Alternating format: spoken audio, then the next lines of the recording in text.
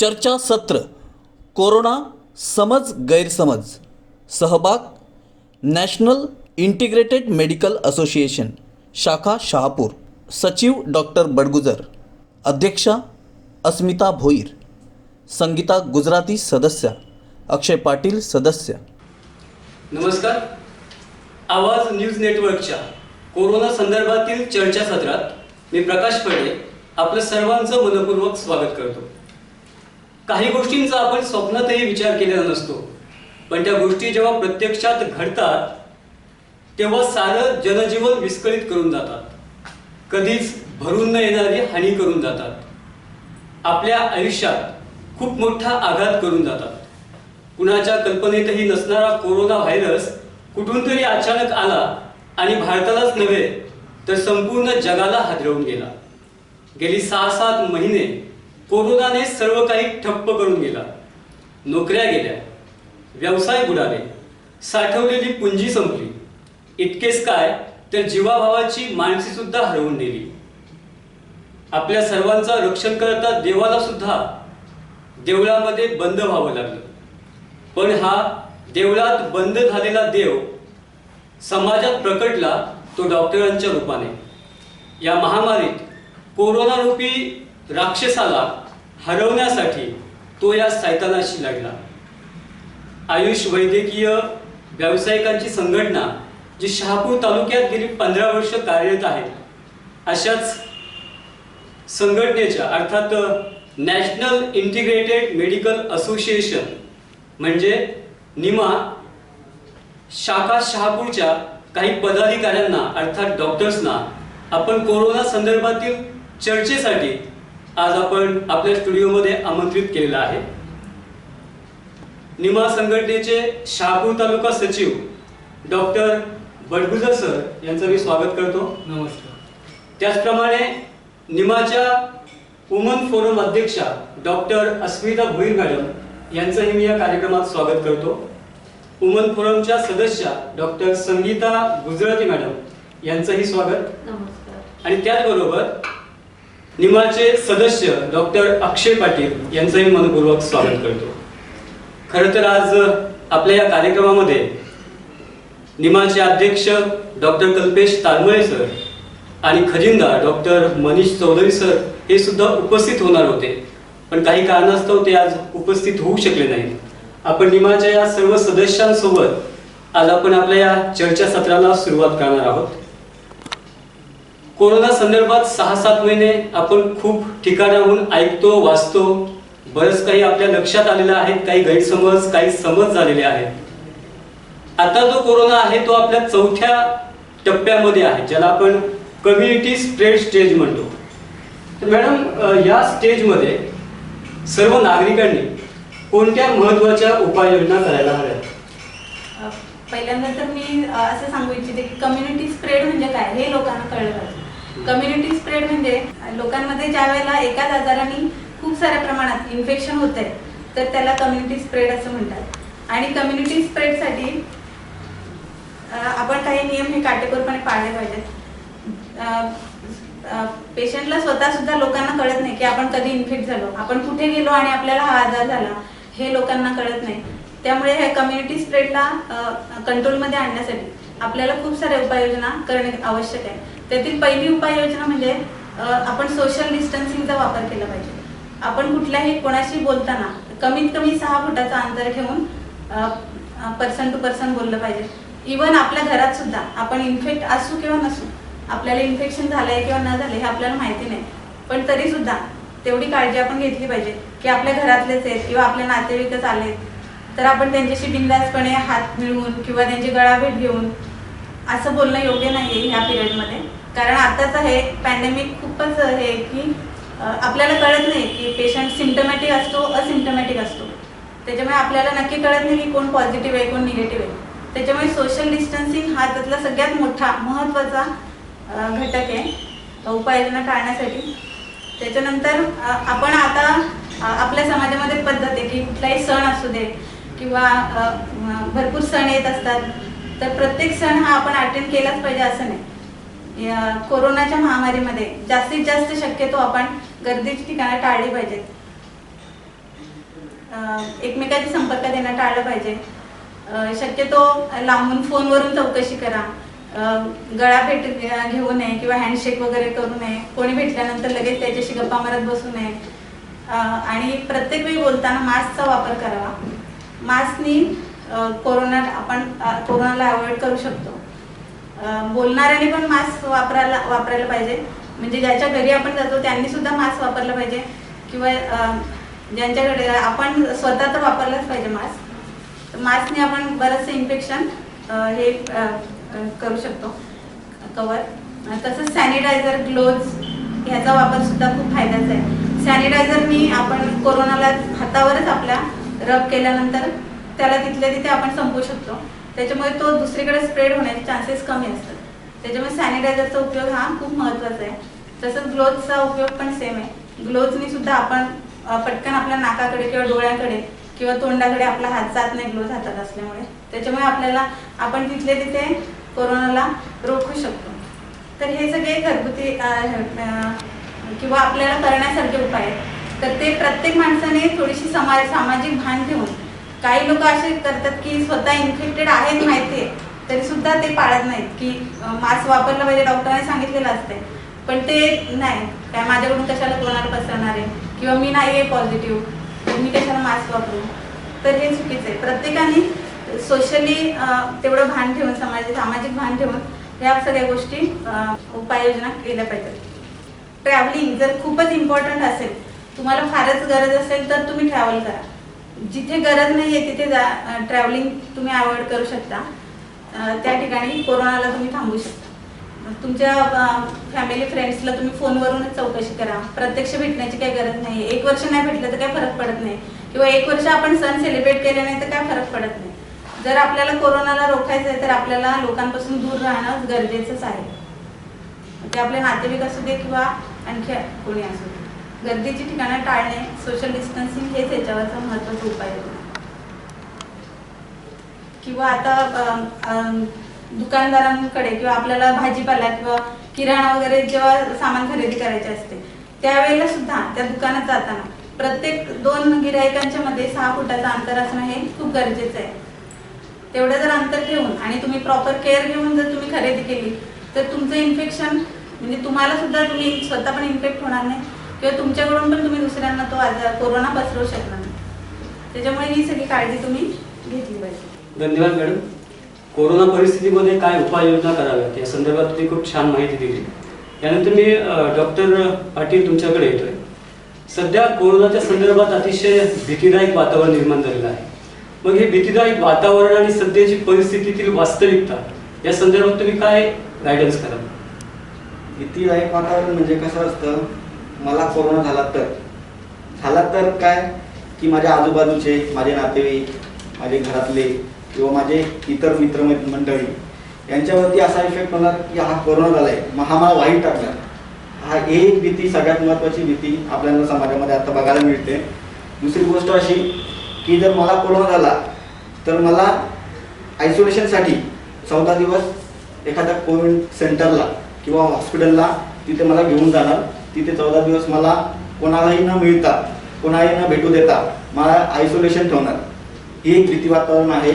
आणि तसेच जर जे म्हातारे आहेत, वयस्कर लोक आहेत किंवा घरामध्ये लहान आहेत, त्यांच्यामध्ये जर कोणाला डायबिटीज असेल किंवा कोणाला हायपरटेन्शनचा त्रास असेल, या लोकांना जास्त कम्युनिटी स्प्रेड होण्याचे चान्सेस जास्त असतात. त्याच्यामुळे हा एक भीतीचं वातावरण आहे. मग याच्यामध्ये काय आहे की सध्याची परिस्थिती कशी आहे की आपण जर समजा मार्केटमध्ये गेलो तर आपल्याला बिंदास मी जसा सुपरमॅन आहे असंच वातावरण मार्केटमध्ये फिरत आहे. म्हणजे मला काय होते, कोरोना होतो, मला काय होतं, माझी इम्युनिटी चांगली आहे, मला काय होणार नाही, ही सध्याची परिस्थिती. याच्याने होणारे नुकसान भरपूर आहे की जर तुम्हाला एखादा व्यक्ती आहे त्याची इम्युनिटी चांगली आहे तर त्याला कोरोना झाला, त्या व्यक्तीला कोरोना झाल्यानंतर त्याला जर लक्षणं नसतील पण त्याच्यामध्ये घरामध्ये जर असणारे लहान मुलं किंवा गर्भवती किंवा जर म्हातारी व्यक्ती असतील तर त्यांना किंवा जर डायबिटीज, हायपरटेन्शन असे जर जुनाट आजार असतील अशा लोकांना त्यांच्यापासून धोका जास्त असतो. ही परिस्थिती आपल्याला जर हाताळता आली नाही तर मग हा कम्युनिटी स्प्रेडमध्ये आपण पोहोचलोय. ते रोखणं खूप मुश्किल होऊन जातं. म्हणून जर कम्युनिटी स्प्रेडमधून आपल्याला वाचायचं असेल तर हे सगळं की मला काय होतं, माझी इम्युनिटी चांगली आहे, मला काय होणार नाही, पण तुम्हाला काय होणार नाही हे ठीक आहे, पण तुमच्यामध्ये दुसऱ्या घरामध्ये कोणा जर होत असेल तर हे टाळण्यासाठी तुम्हाला हे बाकी सगळ्या गोष्टी टाळता पाहिजेत, आल्या पाहिजेत. तुम्हाला मास्क वापरणं किंवा सोशल डिस्टन्सिंग या गोष्टी वापरणं खूप गरजेचं आहे. धन्यवाद डॉक्टर. डॉक्टर संगीता गुजरातीकडून तुम्हाला प्रश्न विचारतो. आपण सोशल डिस्टन्सिंग म्हणजे सामाजिक अंतर, मास्क, हँड ग्लोव्ज म्हणजे हातमोजे आणि सॅनिटायझर या चौघांना आपण एक आरोग्याची चतुसूत्री असं म्हणतो. तर या चतुसूत्रीचा नेमका प्रभाव किती आणि कसा? सर्वात प्रथम तर आवाज नेटवर्कचे मी धन्यवाद मानते की त्यांनी आम्हाला इथे बोलवून आम्हाला आमचे मतं सांगायला जो चान्स दिला त्यासाठी मनपूर्वक तुमचे आभार. आता याचा सर्वात मोठा इफेक्ट आहेच, म्हणून त्याला चतुसूत्री या नावाने सांगितलं गेलं आणि त्यापासून आपण स्वतःला प्रोटेक्ट करू शकतो. हे इफेक्टिव्ह गोष्टींसाठी जसं मास्क आता तुम्ही घातलं, सर्वांनी सांगितलं की मास्क घातलेला असेल आणि इन्फेक्टेड पर्सनशी तुमच्या ज्यांनी बोललंही गेलं तर 10-15 मिनिटं जरी तुम्ही बोलता तरी पण इन्फेक्टेड पर्सनपासून तुमच्याजवळ येत नाही. तुम्ही एक विशिष्ट अंतर जसं 6 फुटाचं ठेवताय, नंतर तुमचा हात चुकूनही शोल्डरच्या वर जाऊच देऊ नका, म्हणजे त्याचं स्प्रेडिंग जे आहे ते नाक, तोंड आणि डोळ्यातून तर ते होणार नाही. त्याच्यानंतर तुम्हाला हे माहीतही नसते कधी याच्यामध्ये सर्वात भीती का बरं आहे तर सायलेंट कॅरियर जो असतो त्याला स्वतःलाच माहिती नसते की मला हे झालेलं आहे किंवा नाही, आणि तो फिरत असतो, तो जाणून बुजूनही फिरत नाही. मग आपण एकच काम करू शकतो की जिथे कुठे हात लावला, आता हँड ग्लोव्ज घातले किंवा घरी येऊन लगेच साबणाने हात धुतले तर तुम्ही त्या गोष्टीला तुमच्यामध्ये एंटर करण्यापासून तिथेच रोखता. या 4च गोष्टी तुम्ही केल्या की तुम्ही इतक्या म्हणजे सुरक्षित रस्त्यावर जाता की तुम्हाला होईल ह्या भीतीमधनं तुम्ही पूर्णपणे बाहेरही जाता आणि तुम्हाला हे होतही नाही. म्हणून हे फार महत्त्वाचं आहे. खरं तर डॉक्टर आणि रुग्ण याचा जो संबंध आहे तो खूप जिव्हाळ्याचा आहे, खूप जवळचा संबंध आहे.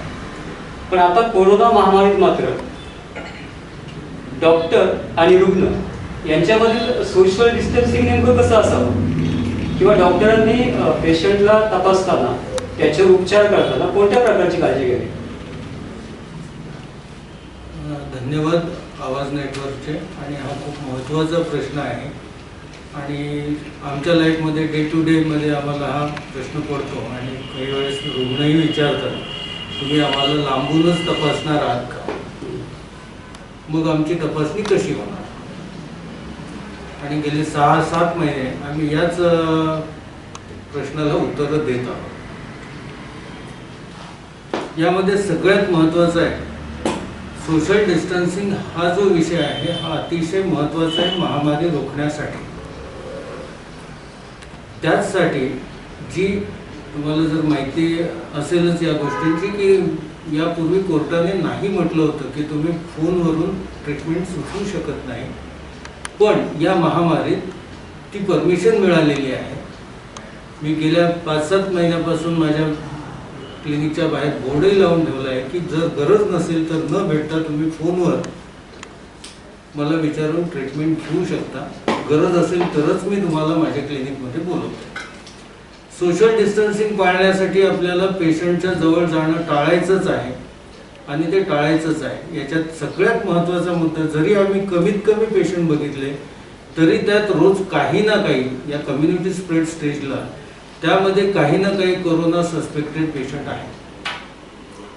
नाही म्हटलं तरी त्यांच्याशी आमचा संपर्क आलेलाच आहे आणि आम्ही इन्फेक्ट होण्याचे सगळ्यात जास्त चान्सेस आहेत. आणि मग आम्ही हेच इन्फेक्शन एका पेशंटकडून दुसऱ्या पेशंटकडे पसरवू शकतो. हे टाळण्यासाठी तर सोशल डिस्टन्सिंग पाळलंच पाहिजे.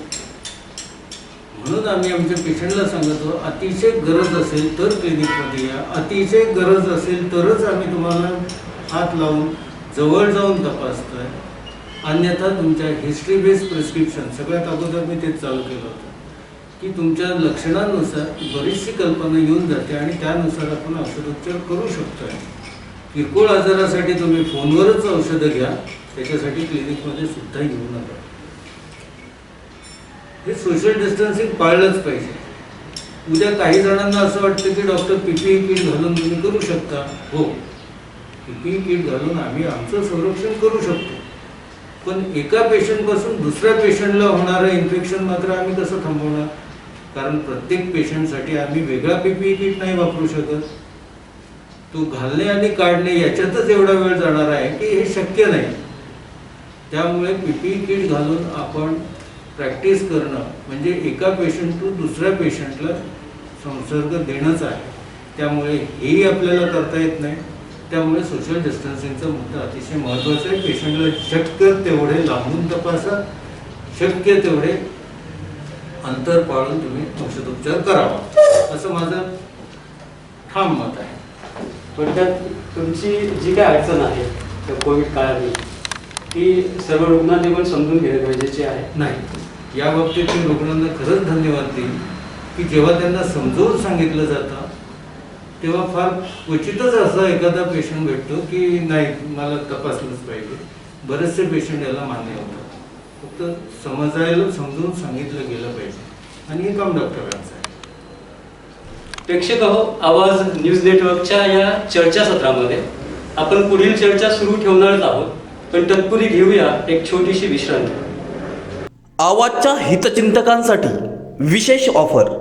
अल्पावधीतच प्रेक्षकांच्या पसंतीस उतरलेलं आणि विश्वासास पात्र ठरलेलं आवाज न्यूज नेटवर्क चॅनल ही आपली दिवाळी आपल्या हितचिंतकांच्या सोबत साजरी करत आहे.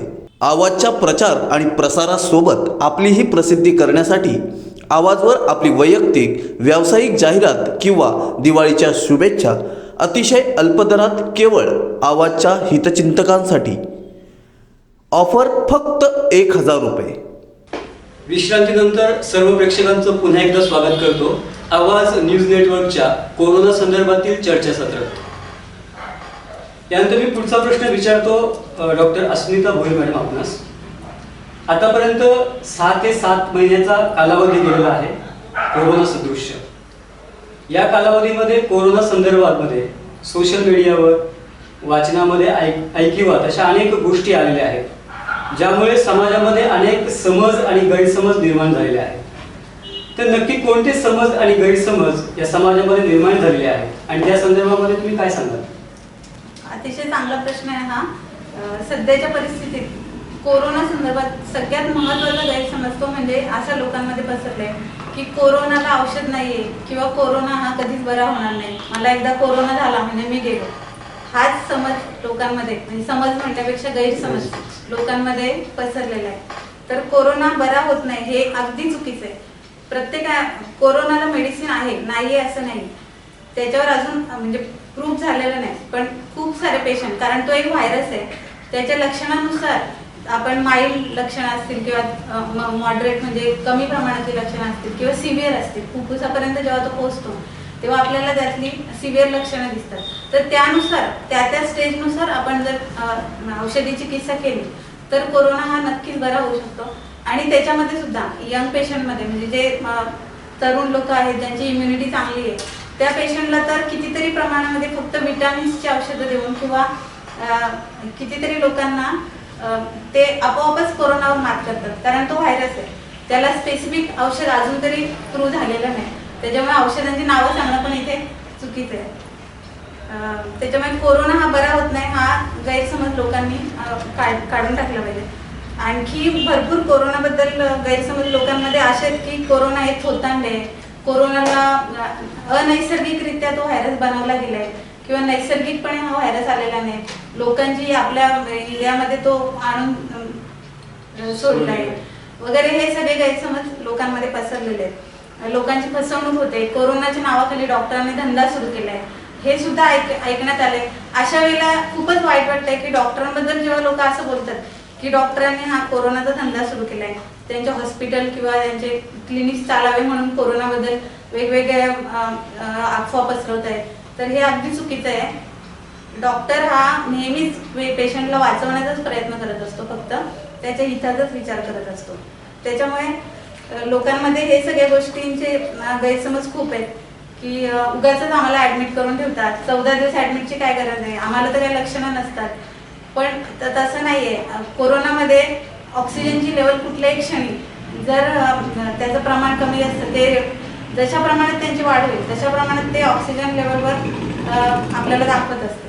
तर कुठल्याही क्षणी ते वाढू शकते, ऑक्सिजन कमी होण्याचं प्रमाण, किंवा त्यावेळेला इमर्जन्सीमध्ये आपण पेशंट घरी राहून तसं काही करू शकत नाही. त्याच्यामुळे डॉक्टरला अंडर ऑब्झर्वेशन पेशंटला बघणं हे गरजेचंच असते.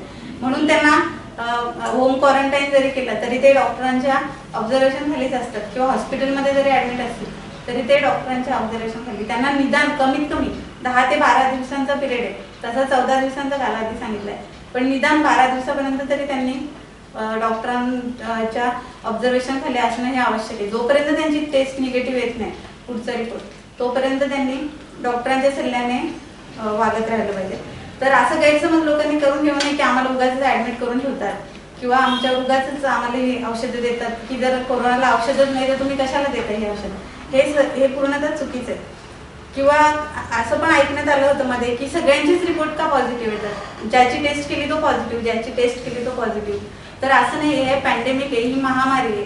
इथे प्रत्येकजण पॉझिटिव्ह येतो कारण त्याला तो पॉझिटिव्ह कोरोना त्याच्या शरीरात प्रवेश करतो म्हणून तो पॉझिटिव्ह येतो. असे खोटे रिपोर्ट कोणीही दिले जात नाही, कुठेही दिले जात नाही. ते गव्हर्नमेंटमध्ये तुम्ही चेक करा किंवा प्रायव्हेट लॅबमध्ये चेक करा. तुमचं जर रिपोर्ट पॉझिटिव्ह असेल तरच तो पॉझिटिव्ह दिला जातो. तुम्हाला जर इन्फेक्शन नसेल तर तो निगेटिव्हच दिला जाईल. त्याच्यामुळे हे डोक्यातून काढून टाका सगळ्यांनी. आणि अजून एक महत्त्वाचं म्हणजे की आता मध्ये अफवा आलेल्या की WHO प्रत्येक पेशंटच्या मागे प्रत्येक पेशंटला 1.5 लाख रुपये देतो गव्हर्नमेंट प्रत्येक पेशंट मागे. तर WHO कशाला देईल एवढे पैसे प्रत्येक पेशंटला? तर हे पण चुकीचं आहे. उगाच काही अफवा म्हणजे कोण पसरवत आहे काय ते माहिती नाही, पण ह्या चुकीच्या अफवा पसरवू नका. आणि कोरोनाबद्दल असे गैरसमज असल्यामुळे लोक टेस्ट करायला घाबरतात. कोरोनाबद्दल त्यांच्या मनात त्याच्यामुळे भीती निर्माण झाली. तर ही भीती पहिल्यांदा निघाली पाहिजे.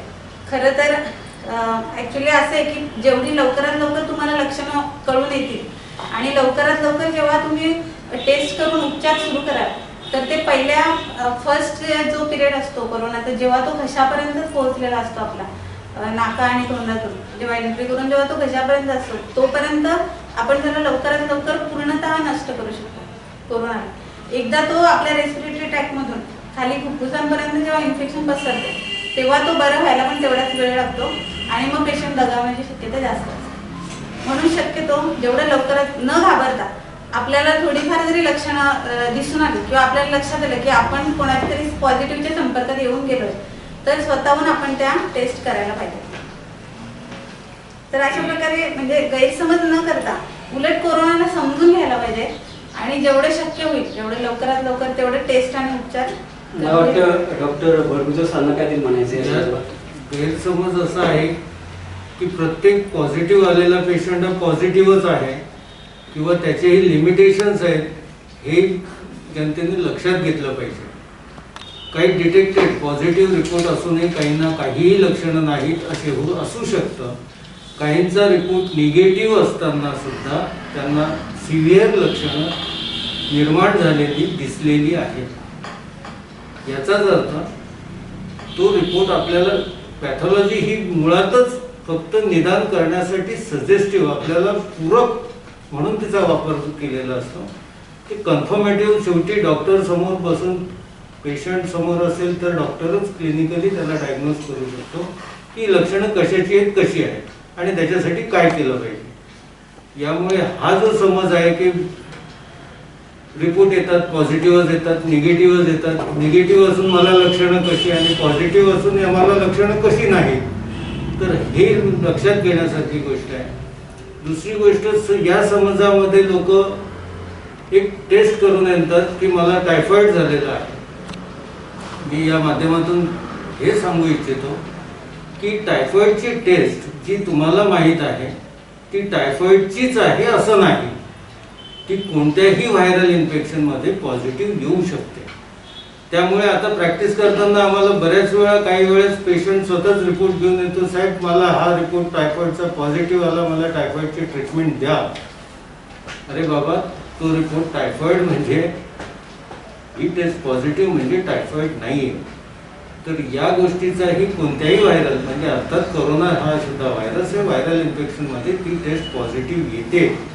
त्याच्यासोबत जर तुमचं ऑक्सिजन लेवल कमी होत असेल तर तुम्ही त्याला फक्त मला टायफॉइडच आहे त्याचीच ट्रीटमेंट द्या, करोनाबद्दल माझ्याशी बोलू नका किंवा करोनाची ट्रीटमेंट स्पेसिफिक हे तपासण्या मला सांगू नका, हे सांगणं थोडंसं चुकीचं होतं. थोडंसं डॉक्टरला फ्री हँड द्या की नक्की त्याला ठरवू द्या काय आहे ते, तर बरं पडेल. समज आणि गैरसमज संदर्भातलाच एक प्रश्न आहे. मी डॉक्टर अक्षय पाटील तुम्हाला प्रश्न विचारतो की आतापर्यंत आपण एक स्लोगन ऐकलं होतं, कोणताही ताप हा हिवताप असू शकतो. आता मात्र असं समजलं जातं की कोणताही ताप हा कोरोनाचा ताप असू शकतो का? हो, नक्कीच. कारण की WHO नवीन रिसर्चनुसार 80% लोकांना काहीच लक्षणं नाही, आणि जर ताप आला तर आपण त्याच्यामध्ये टेस्ट करणं खूप महत्त्वाचं आहे. जसं बडगुजर सरांनी सांगितलं की व्हायरल लोड जर असेल तर टायफॉइडची टेस्ट पॉझिटिव्ह येते. मग ह्या गोष्टी जर आपण लक्षात घेता, काही बेसिक ब्लड टेस्ट असतात त्या जर केल्या तर त्याच्यामध्ये आपल्याला एक अंदाज येतो की आपण कोरोनाची टेस्ट केली पाहिजे की नाही केली पाहिजे. त्याच्यामध्ये CBC, ESR किंवा CRP, चेस्ट एक्सरे, त्या बेसिक ब्लड टेस्ट आहेत, ज्या जर केल्या तर त्याच्यावर एक अंदाज आपण बांधू शकतो की कोरोनाची टेस्ट केली पाहिजे की नाही केली पाहिजे. आणि माझं एक प्रामाणिक मत की प्रत्येक ताप हा कोरोनाचा ताप असू शकतो असं मानूनच पुढची ट्रीटमेंट, लाईन ऑफ ट्रीटमेंट केली पाहिजे. धन्यवाद. डॉक्टर बडगुजर सर, तुम्हाला एक खूप महत्त्वाचा प्रश्न विचारायचा आहे की या कालावधीमध्ये कदाचित आपण पॉझिटिव्ह असू की काय म्हणून बऱ्याच लोकांनी डॉक्टरांकडे जाण्याचं टाळलं. हा अनुभव सगळीकडेच आहे. मग अशा कालावधीमध्ये बरेचसे रुग्ण मेडिकलमधून औषधं आणूनच स्वतःवर उपचार करण्याचा प्रयत्न करत होते. मग अशा वेळेस तुमच्या मते औषधांचा गैरवापर झाला आहे का? किंवा गेल्या 6-7 महिन्यातील औषधांचा जे वापर झालेला आहे किंवा औषधांची विक्री झालेली आहे त्याचे अपडेट्स नेमके काय आहेत? खरोखरच याचं थोडक्यात उत्तर द्यायचं असलं हो, नाही तर याच्यात उत्तर आहे हो. याचं कारण सोशल मीडियावर येणारे औषधोपचारांची यादी, त्यानुसार घेतली जाणारी औषधं, तसंच या रोगावर नवीन असल्यामुळे याच्यावर कोणतीही निश्चित लाईन ऑफ ट्रीटमेंट सुरुवातीला नसल्यामुळे डॉक्टरांनी सुद्धा काही वेळेस काही औषधं देऊन बघितलेली आहेत. याचाच अर्थ ती त्याच्यावर प्रूव्हन नसतानाही दिली गेली आहेत. त्याला आपण डॉक्टरांनी दिलेल्या औषधाचा आपण गैरवापर म्हणण्यापेक्षा ती काळाची गरज होती किंवा ते शोधून काढण्यासाठी दिले गेलेले औषधं होते. पण माझ्या शेजारच्या पेशंटला हे औषधं दिलेत आणि मला तसाच सर्दी खोकला वाटतो म्हणून मी तशीच औषधं घेऊन बघतो, हा याला गैरवापर म्हणता येईल. याचं थोडक्यात उत्तर हो, गैरवापर झालाय आणि त्याचे आता दुष्परिणामही दिसू शकतील, दिसायला लागलेत. इव्हन दो ते औषधं कोणतीही असोत, पण त्याचा दुष्परिणाम दिसायला, व्हिटॅमिन C सुद्धा जास्त प्रमाणात घेतल्यानंतर त्याचे शरीरात हानी होते. काही व्हिटॅमिन्स जास्त प्रमाणात घेतल्यामुळेही आजार होतात. याची कल्पना सामान्य माणसाला नाही. त्यामुळे मला नक्की म्हणता येईल की औषधांचा गैरवापर झालेला आहे. गेल्या 6-7 महिन्यामध्ये औषध विक्री वाढलेली आहे का? काय अपडेट्स काय आहे? आता याच्यात एक अपडेट आपल्याला म्हणता येईल की जे डॉक्टरांनी औषधोपचार लिहिले, वापरले, वापरून बघितले, केले, त्याच्यामध्ये बरेचसे औषधं विनाकारण दिल्या गेल्याचे आजच डॉक्टरच स्वतःहून सांगत आहेत. पण ती तर काळाची गरज होती म्हणून, पण त्यावेळेस दिलेत म्हणून काही ते तसेच चालू ठेवणं हे चुकीचं आहे. म्हणून मी म्हणेल की गैरवापर झाला तेवढा पुरे झाला. आता याच्या पुढे मात्र जी औषधं पुरवण नाहीत, ज्यांचा काही उपयोग होत नाही, अशा औषधं बाजूला करा. म्हणजे आज महामारीमुळे जो इकॉनॉमिकल क्रायसिस आला आहे, प्रत्येकाकडे पैसे नाही, त्याचाही अपव्यय थांबेल, वेळेचा अपव्यय थांबेल आणि याच्यातून आपण बाहेर येऊ. धन्यवाद doctor. Doctor Sangeeta Gujarati madam, आपल्यासाठी एक प्रश्न आहे. खरं तर सगळ्यात मोठी भीती वाटत होती प्रत्येकाला आयसोलेशनची, म्हणजे विलगीकरणाची, की एवढे दिवस एकट्याला राहावं लागेल, आपण समाजशील प्राणी. कुठेतरी एकट्याने जाऊन बसायचं, कोणीच आपल्याकडे येणार नाही, आपल्याकडे दुर्लक्ष करणार, आपल्याला एकटे पाडणार वगैरे, ही जी मनामध्ये भीती होती. पण खऱ्या अर्थानं हे जे काय आयसोलेशन आहे याचं या कोरोना महामारीमध्ये काय महत्त्व आहे? आयसोलेशनचं तसं सर्वात जास्त महत्त्व आहे की जसा पेशंट आमच्याकडे आला आणि त्याला आम्ही लगेच सांगितलं की आता याला ताप सर्दी खोकला दिसतोय पण कन्फर्म नाही आहे, हा सस्पेक्टेड आहे, त्याने त्या दिवसापासूनच आपल्या घरामध्ये गेल्यानंतर प्रायमरी लेवलचे जे मेडिसिन दिले तिथून त्यांनी इतरांपासून वेगळं राहायचं. म्हणजे इन्फेक्शन तो दुसऱ्यालाही फैलवू शकत नाही आणि जर त्याला असेल तर त्याची चेन ही तिथेच ब्रेक होते. आणि जर मग पुढे जाऊन 2 दिवसांनी 3 दिवसांनी समजलं की बाबा आता याला हे खरोखर निघालं आहे तर मग त्याला ते 14 दिवसाच्या नियमानुसार औषधं देऊन तो विलगीकरणामध्येच राहणं जास्त चांगलं आहे. तर इतर सर्वचे सर्व लोक सुरक्षित राहतात. म्हणजे आयसोलेशन होणं त्या पेशंटसाठी फार महत्त्वाचं आहे, त्याच्या आजूबाजूच्या सर्वांसाठी पण तितकंच इम्पॉर्टंट आहे. प्रेक्षक हो, आवाजच्या या सुंदर अशा चर्चासत्रामध्ये पुन्हा एकदा वेळ आली आहे छोट्याशा विश्रांतीची. एका छोट्याशा विश्रांतीनंतर आपण पुन्हा भेटूया या कोरोना संदर्भातील चर्चासत्रात. आवाजच्या हितचिंतकांसाठी विशेष ऑफर. अल्पावधीतच प्रेक्षकांच्या पसंतीस उतरलेलं आणि विश्वासास पात्र ठरलेलं आवाज न्यूज नेटवर्क चॅनल ही आपली दिवाळी आपल्या हितचिंतकांच्या सोबत साजरी करत आहे. आवाजच्या प्रचार आणि प्रसारासोबत आपली ही प्रसिद्धी करण्यासाठी आवाजवर आपली वैयक्तिक व्यावसायिक जाहिरात किंवा दिवाळीच्या शुभेच्छा अतिशय अल्पदरात केवळ आवाजच्या हितचिंतकांसाठी. ऑफर फक्त 1000 रुपये. सर्व प्रेक्षकांचं पुन्हा एकदा मी स्वागत करतो आवाज न्यूज नेटवर्कच्या कोरोना संदर्भातील चर्चासत्रामध्ये. डॉक्टर भोईर मॅडम, मी तुम्हाला पुढील प्रश्न विचारतो की आजपर्यंत समाजातील सर्वच लोकांची आणि बहुतांश रुग्णांची अशी मानसिकता आहे की केवळ गोळ्या आणि औषध देऊन कोणताही आजार बरा होत नाही, तर त्यासाठी इंजेक्शन दिलं तर तो ताबडतोब बरा होतो आणि म्हणून ते इंजेक्शन द्यायलाच पाहिजे असा बऱ्याच वेळा अट्टहास पण करतात. तर आता कोरोना कालावधीमध्ये इंजेक्शन देणं हानिकारक आहे का?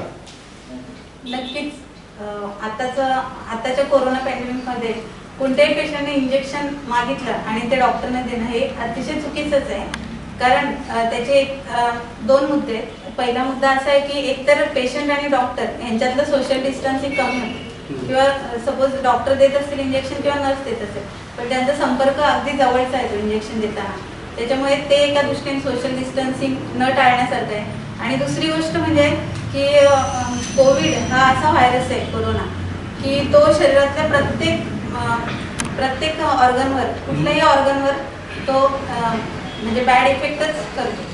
तर तो मांसपेशी किंवा आपले नर्व्स आहेत नसा आहेत त्यांच्यावर तो बॅड इफेक्ट करत असतो. आणि जेव्हा आपल्याला एखादा पेशंट आला त्याला काहीही सिम्पटम नसतील पण तो जर कोरोना पॉझिटिव्ह असेल तर त्याच्यामध्ये इंजेक्शन दिल्यानंतर ॲब्सेस फॉर्म होऊ शकतात किंवा तिथल्या मसलमध्ये नेक्रोसिसची व्हायला जी सुरुवात चालू असते ऑलरेडी ते आपल्या इंजेक्शनच्या निमित्ताने त्याचं जास्त पुढे जाऊन मोठा आजार वाढू शकतो त्या पेशंटला किंवा त्याचं डेथपर्यंत पण तो पोहोचू शकतो.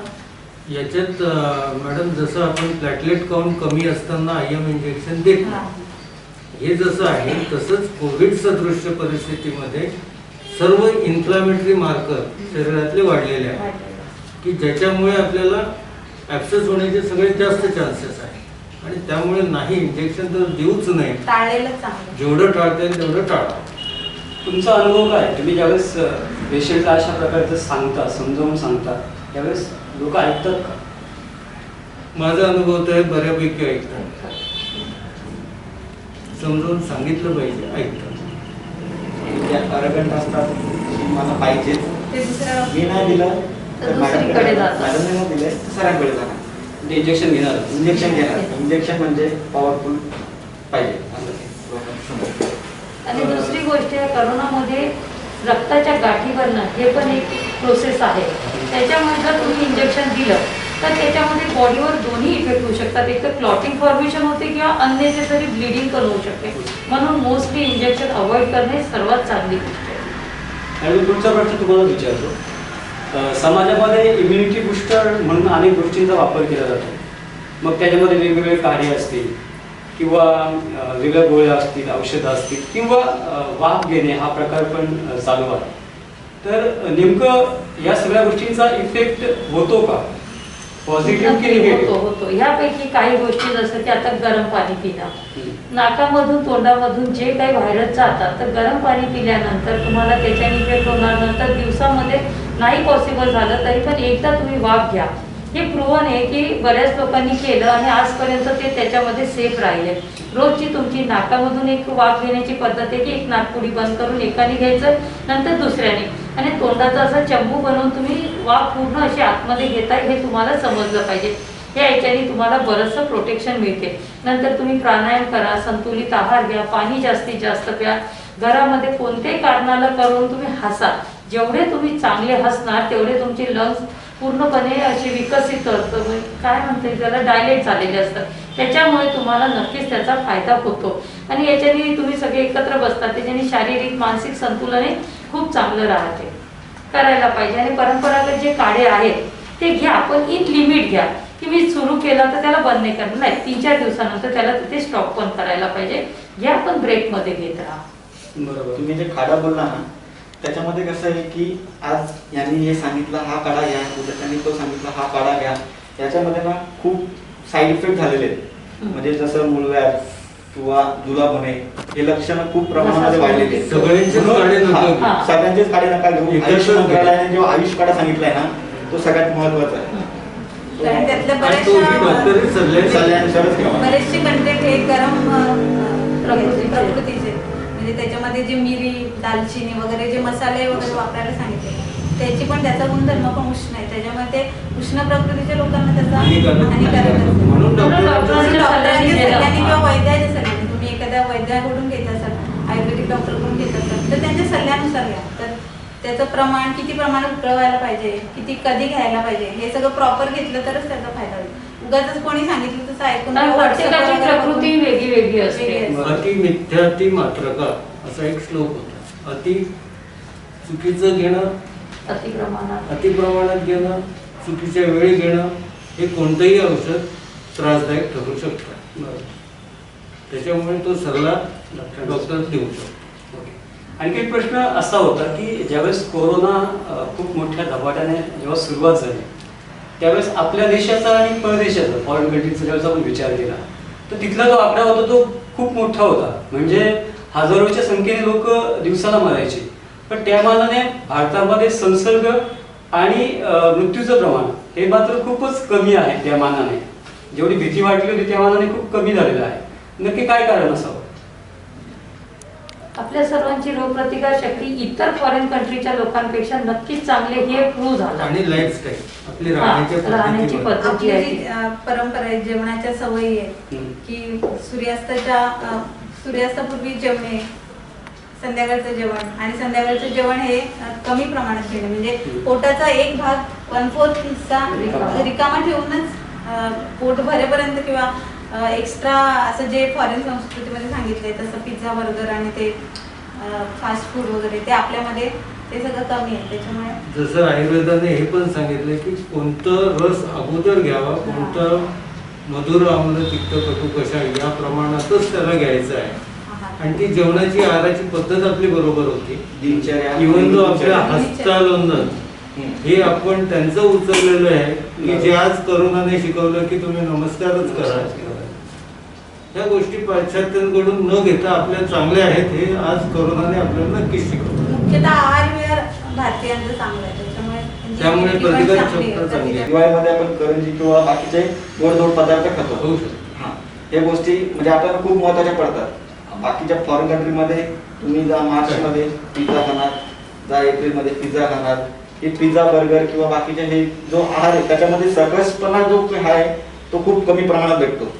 आणि ज्यांना पण त्रास झालाय, असा स्टडी पण आहे की ज्यांना पण जो त्रास झालाय कोरोनाचा आता सध्या, की जे एक लोक आहेत त्यांना जो जेवढा त्रास झालाय त्याच्यामध्ये पण जे लोक हे फास्ट फूड खाणारे, स्ट्रीट फूड खाणारे हे जास्त इन्फेक्टेड आहेत. ज्याला आयुर्वेदिक अभिसंधी म्हटले ना, ते पदार्थ असे पदार्थ. दुसरं, भारतामध्ये दुधावर भर दिला जायचा की दूध हे सर्व म्हणजे पूर्ण अन्नच मानलंय. तर खरोखर याच्यामध्ये झालंय की हळद टाकून दूध घेतात आणि त्याचा यूज होतोय. म्हणजे आपल्याला जे सांगायचे की हळद टाकून दूध रात्री घ्यायचं चांगलं असतं, ते आपण घेत नव्हतो. आणि ते अमेरिकेमध्ये एक हॉस्पिटलमध्ये ग्लास, देतात एक आता. ग्लास नाही याच्या अगोदर एक ग्लास तुम्हाला 400 ते 500 रुपयाला भेटायचा, तो तुम्ही प्यायचा. अमेरिकेने सांगितलं की नवीन फूड आला ना हॉटेलमध्ये, गोल्डन मिल. Golden mill. हॉटेलमध्ये नवीन फूड आला म्हणून तो आपल्याकडे आला आणि त्याच्यानंतर कोरोना आला. मग आपल्याकडे अरे हळदी दूध हे तर आपण घ्यायचं आजी वगैरे. सवयीपासून चालू होतं. आतापर्यंत आपण कोरोना संदर्भात चर्चा केली डॉक्टर.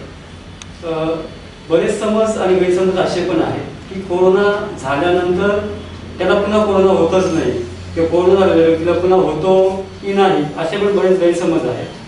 तर त्या प्रश्नात एक उत्तर, आणि नक्की कोरोना झाल्यानंतर जेव्हा माणूस बरा होतो तेव्हा त्यांनी काय काळजी घ्यायला पाहिजे? कोरोना एकदा झाल्यानंतर पुन्हा होतो की नाही याच्यामध्ये आत्ताच आलेल्या गाईडलाईन्सनुसार 50 दिवसापर्यंत पुन्हा रिइन्फेक्शनचे चान्सेस कमी आहेत, पण इन्फेक्शन होऊ शकतं. हे होतं. आणि काही डॉक्टर, आता कल्याणचीच कोणी लेडी डॉक्टर आहे, तिला रिइन्फेक्शन झाल्याची पहिली केस आपल्या या एरियातून आहे. त्याच्यामुळे एकदा कोरोना होऊन गेला आता मला होणार नाही हा समज चुकीचा आहे. होणार. आता कोरोना एकदा होऊन गेल्यानंतर आपण काय केलं पाहिजे? सगळ्यात बेस्ट, सगळ्यात पहिलं वाक्य मी सांगेल, 14 दिवस सेपरेट राहायचं, एकांतात राहिल्यासारखं राहायचं. आणि दुसरी गोष्ट, जर कोमॉर्बिडिटी असेल म्हणजेच हायपरटेन्शन, तुमचं वय जास्त असेल, तुम्ही डायबिटिक असाल किंवा गर्भवती असाल किंवा लहान मुलं असेल, असं कोणती किडनी डिसीजेसमध्ये असाल, लिव्हर डिसीजमध्ये असाल, अशा जर तुमच्या सोबतच्या आजारांसोबत तुमचं कोविडमधून तुम्ही बाहेर आलेलं असाल तर डॉक्टरांच्या निगराणीखालीच राहणं जास्त योग्य आहे. कमीत कमी 14 दिवस, तेही आयसोलेशनमध्ये. या आयसोलेशन पिरियडमध्ये तुम्हाला सगळ्यात महत्त्वाचा व्यायाम करायचा आहे, अनुलोम प्रतिलोम म्हणजे श्वसनाचा व्यायाम. किंवा स्पायरोमीटर मिळतं, त्या स्पायरोमीटरने तुम्ही श्वासाचे व्यायाम करू शकता किंवा आपल्या योगा पद्धतीनुसार अनुलोम विलोम. जेणेकरून ऑक्सिजन लेवल आपले मेंटेन राहते. याच्यात